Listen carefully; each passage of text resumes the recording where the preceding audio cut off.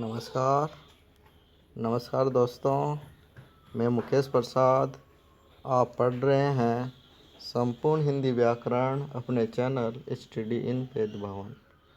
आज हम संधि प्रकरण पढ़ेंगे, तो शुरू करते हैं।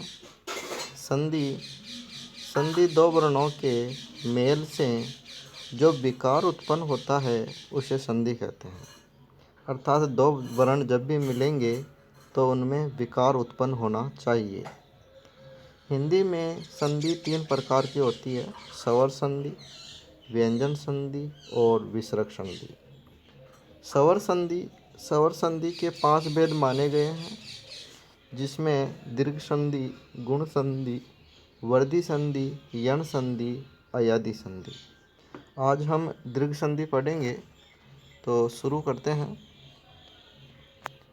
दीर्घ संधि: ए, आ, ई, ऊ के आगे समान स्वर आने पर दीर्घ हो जाना दीर्घ संधि है।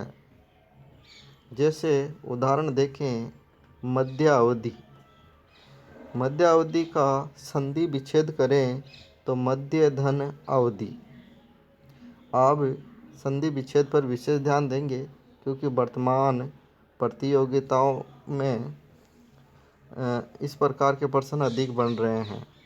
तो देखिए, उपाध्याय में देखें तो उपधन अध्याय, उपाध्यक्ष में उपधन अध्यक्ष, दीपावली में दीपधन अवली, देशाटन में देखें देश धन अटन, स्वाध्याय में सब धन अध्याय, शताब्दी में सत धन अवधि, गीतांजलि में देखें तो गीत धन अंजलि, त्रिपुरारी में देखें त्रिपुर धन अरि।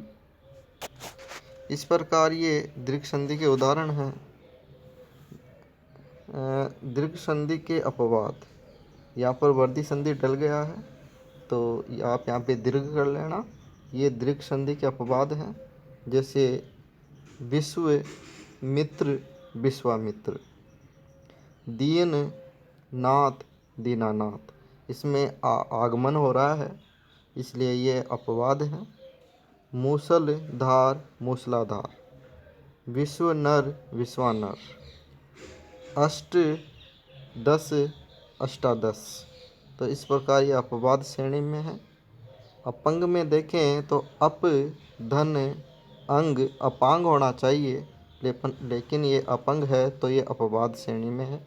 इसी प्रकार सीम धन अंत, सीमांत होना चाहिए, लेकिन ये सीमंत ही है, तो ये 2 अपवाद की श्रेणी में है। तो वर्धी की जगह आप दीर्घ कर लेना। दीर्घ संधि के अपवाद हैं ये: विश्वामित्र, दीनानाथ, मूसलाधार, विश्वानर, अष्टादश, अपंग, सीमंत। नेक्स्ट हम देखेंगे ई और ऊ के उदाहरण, साथ में उनके अपवाद।